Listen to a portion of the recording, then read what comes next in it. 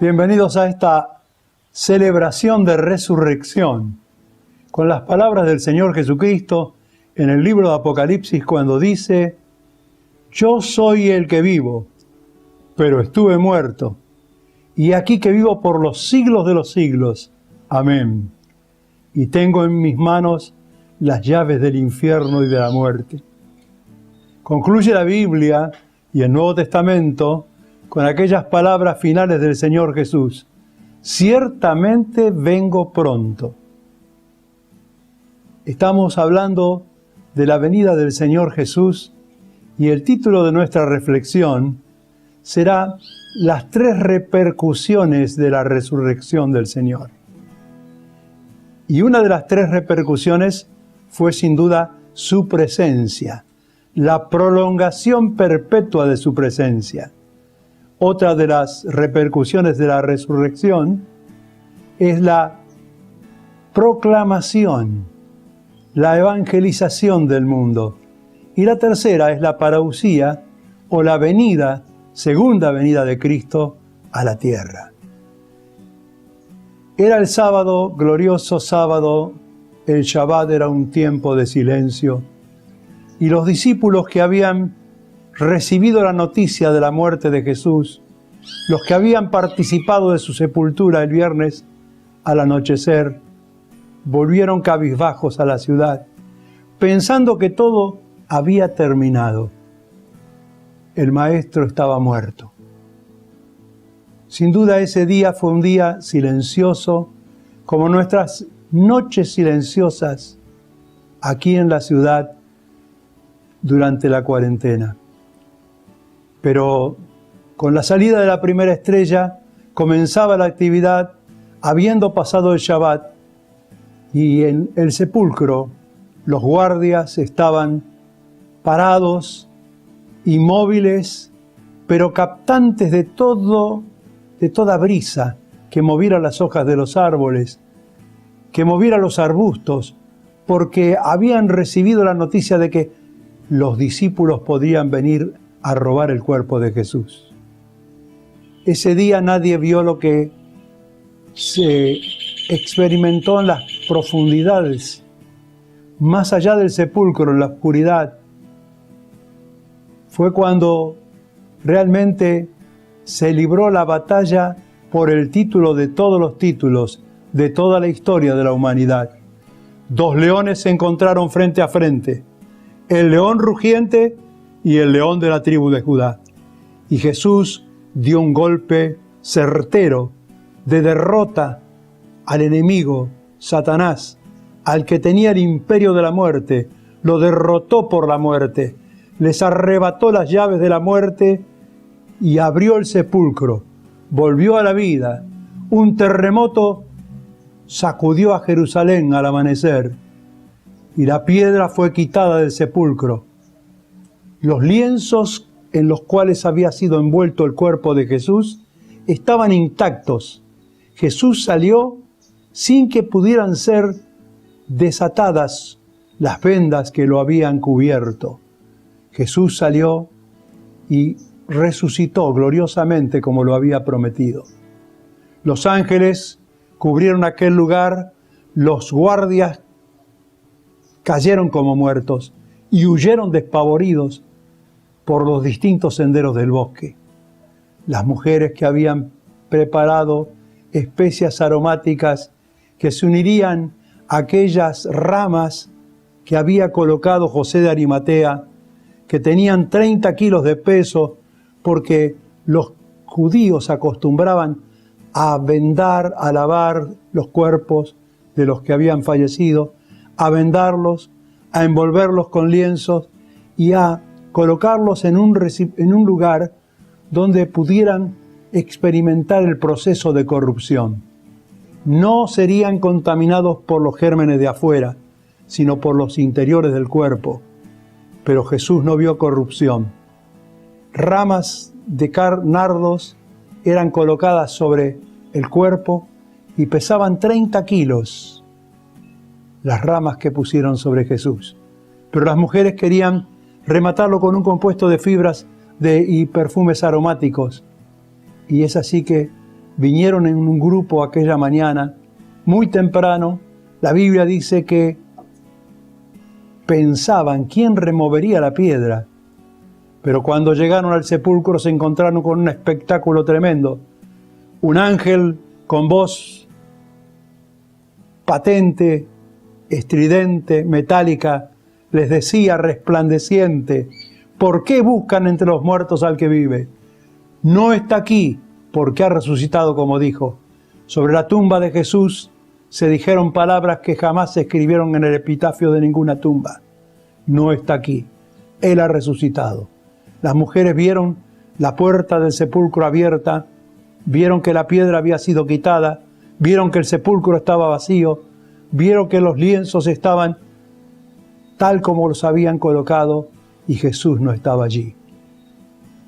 Volvieron a la ciudad, pero María regresó al sepulcro mientras las mujeres volvían y se experimenta ella la primera aparición de Jesús resucitado. Él está allí, junto a ella.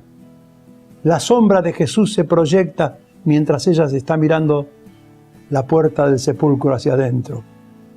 Y ella se da vuelta y piensa que es el cuidador del huerto y le dice: si tú lo has llevado, dime dónde lo has puesto y yo me lo llevaré. Pero Jesús le dijo una sola palabra: María. Y ella cayó postrada a sus pies y el Señor le dijo: no me toques, voy a mi Padre y a vuestro Padre, a mi Dios y a vuestro Dios. Ve a mis hermanos y diles que voy delante de ellos a Galilea. María volvió corriendo y comunicó la noticia a Pedro y a los otros discípulos. Entre tanto, Jesús aparece por segunda vez resucitado a las mujeres en un recodo del camino, en el huerto, y les dice: salve. Y al saludarlas, ellas cayeron postradas a sus pies y le abrazaron. Y él les dijo, las bendijo y lo adoraron. Pedro y Juan corrieron al sepulcro. Juan llegó primero, no se animó a entrar. Pedro entró y quedó confundido porque no entendía todo lo que había pasado. Jesús aparece por tercera vez a Pedro. La Biblia dice que no se sabe de esa aparición, qué sucedió, qué hablaron, ni dónde se encontraron. Pero Pedro fue reconfirmado en la fe. Y la cuarta aparición es a los discípulos que caminan a Emaús. 2 discípulos van volviendo y van hablando de Jesús, van pensando en Jesús y en todos los acontecimientos que sucedieron en Jerusalén. Pero un tercer caminante se acerca a ellos y camina con ellos y se une en el camino y les habla y les pregunta: ¿por qué están tan tristes? Y ellos dicen: porque tú eres un forastero, eres un extraño que no sabe lo que ha pasado en Jerusalén, y ya han pasado 3 días y el maestro está muerto. Y Jesús dice que imaginariamente les abrió las Escrituras y les habló de los profetas y de las lecciones de antaño que anunciaban que era necesario que el Cristo padeciera y que resucitara el tercer día.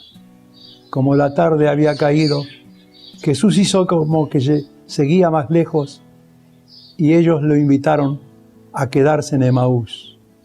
Entró en la casa con ellos, ellos pusieron la mesa y Jesús hizo lo que ningún extraño hubiera hecho en casa ajena. A la hora de partir el pan, oró y lo partió.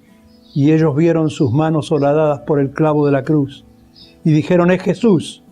Pero él se desapareció de la vista de ellos.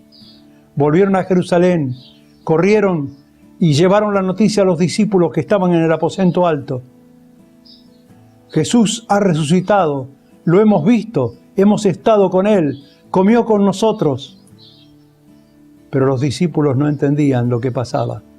Y se produce majestuosamente la cuarta aparición de Jesús. Jesús desciende, o la quinta aparición, Jesús desciende atravesando el techo y las paredes, silenciosamente, y parándose en medio les dijo: Shabbat Shalom, paz sea impartida sobre vosotros.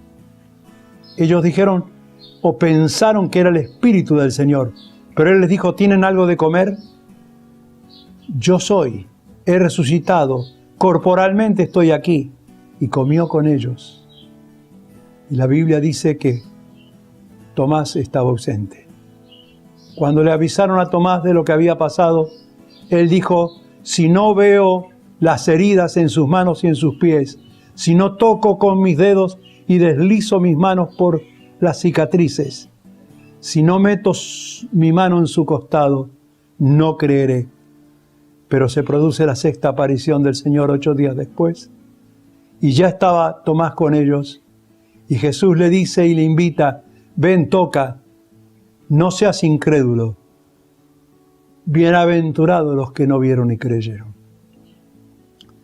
La séptima aparición de Jesús fue en Galilea a sus discípulos, y les dijo realmente, vayan por todo el mundo y prediquen el Evangelio a todas las naciones, hagan discípulos en todos los países, bautícenlos en el nombre del Padre, del Hijo y del Espíritu Santo, y enséñenles que guarden todas las cosas que yo les he mandado.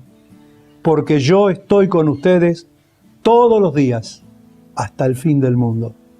La primera repercusión gloriosa de la resurrección del Señor fue su presencia prolongada con nosotros.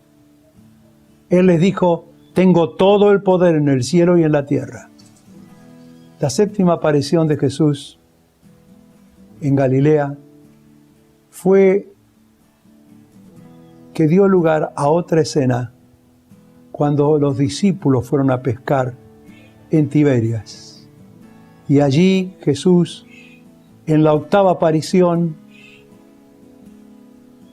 les camina por la costa y les dice, muchachos, ¿tienen algo de comer?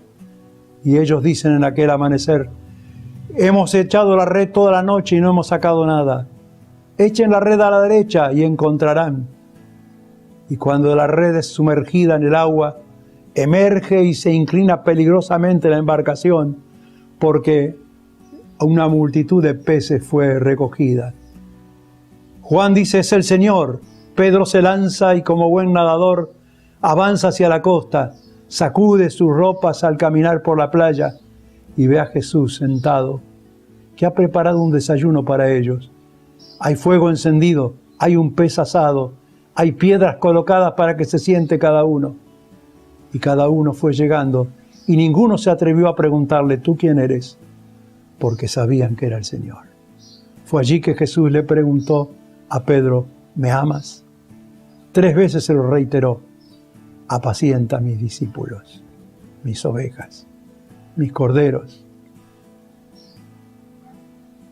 La novena aparición de Jesús fue a 500 hermanos en un lugar indeterminado de Galilea. No sabemos qué les predicó, pero sin duda se despidió de ellos y después aparece a Jacobo. Tampoco tenemos ninguna descripción de la aparición a Jacobo. Estas fueron las apariciones que Jesús tuvo antes de la última, la de la despedida en el Monte de los Olivos. Después Jesús se apareció corporalmente a Pablo en el camino a Damasco, a Juan en la isla de Patmos, frente a Grecia en el Mediterráneo, un día domingo, cuando le reveló las revelaciones apocalípticas. Pero esa última despedida de Jesús, cuando les dijo a sus discípulos, ustedes no pueden saber los tiempos como yo les había recordado, solo el Padre sabe cuándo voy a volver, pero ustedes serán testigos míos en Jerusalén. Y se veía la ciudad de Jerusalén completa desde el Monte de los Olivos, en Samaria, en Judea, en Samaria y hasta lo último de la tierra. Y Jesús comenzó a despegarse del piso, comenzó a ascender venciendo la ley de la gravedad. Lentamente ellos lo miraban y se fue elevando, hasta que una nube lo ocultó de sus ojos. Y aparecieron ángeles con voz metálica y estridente que dijeron: este mismo Jesús que ustedes han visto subir ahora al cielo, así vendrá un día como le han visto ascender a las alturas. Jesús ha estado presente. Él dijo siempre: el mundo no me verá más. La última imagen que tuvo el mundo de Jesús fue inerte, vencido, colgado en una cruz. Pero los discípulos tuvieron el patrimonio glorioso que tenemos nosotros de la presencia espiritual del Señor. Porque Él dijo: cada vez que ustedes se reúnan en mi nombre, mi presencia estará allí, en medio de ustedes. Y es lo que dignifica nuestro encuentro.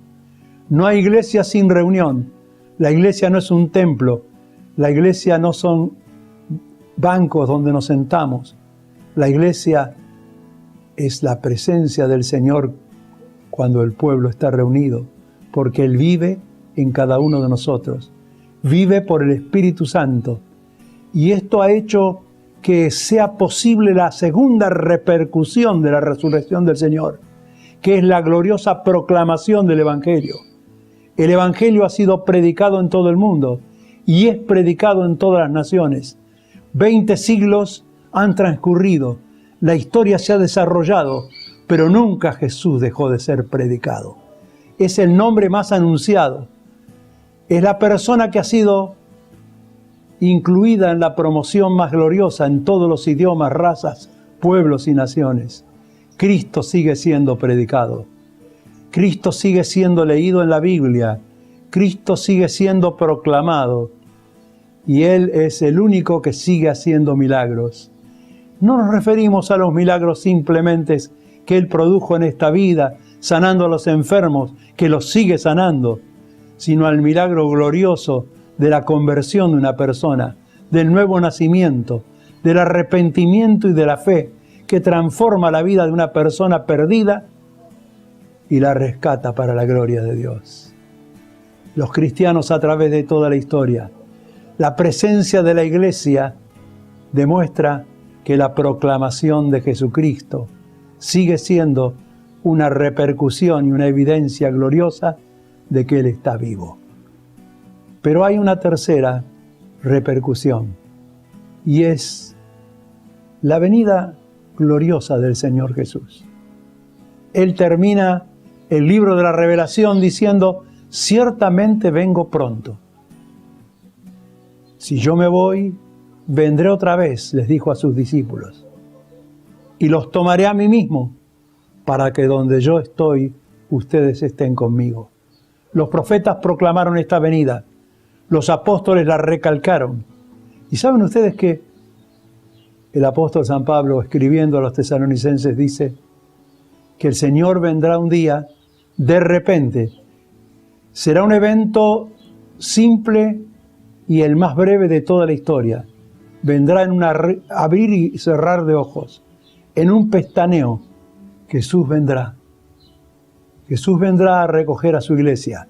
Vendrá con voz de arcángel, con trompeta de Dios y con voz de mando, y recogerá a los suyos. Vendrá para retirar sus embajadores de la tierra. Vendrá para recogernos a su presencia. La iglesia espera esta gloriosa venida. Y porque Él está vivo, y porque Él es proclamado, y porque su presencia es real entre nosotros, también la venida gloriosa del Señor la esperamos desde los cielos. Él vendrá. Y sin duda cuando Él venga, todo será transformado. Porque nadie ha sido más milagroso, más predicado, más alabado. A nadie se le han hecho más canciones que a Él. Por eso Jesucristo está presente en su iglesia. El Cristo resucitado.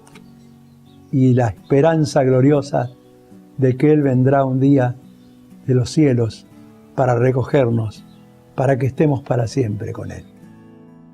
Los discípulos, ansiosos con la venida del Señor, le preguntaron en cierta ocasión: ¿qué señales habrá de tu venida y del fin del mundo?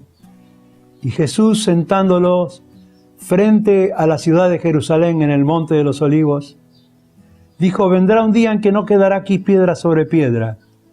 Y habló de señales, señales evidentes que serían el preanuncio del tiempo del fin.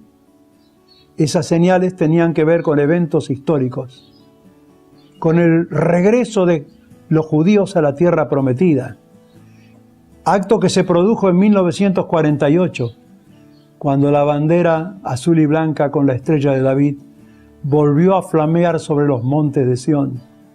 Y Ben Gurión y Golda Meir proclamaron aquella independencia del pueblo judío. Acto que se cumplió también gloriosamente en la Guerra de los 6 días en 1967, cuando Moshe Dayan, con el ojo tapado, entró con las tropas, con Ariel Sharon y otros más, hacia Jerusalén, y por las callejuelas se encontraron las barricadas de alambre de púa, pero llegaron al muro de los lamentos, arrojaron sus armas al piso y poniendo las palmas de las manos sobre las piedras, lloraron, aullaron, porque sabían que el tiempo del fin estaba cerca. La profecía se había cumplido. La ciencia creció notablemente en el siglo XX como un evento histórico, y en el siglo XXI las grandes comunicaciones crecieron y se desarrollaron. Pero ahora Jesús también anunció que habrían de suceder eventos catastróficos en distintos lugares de la tierra.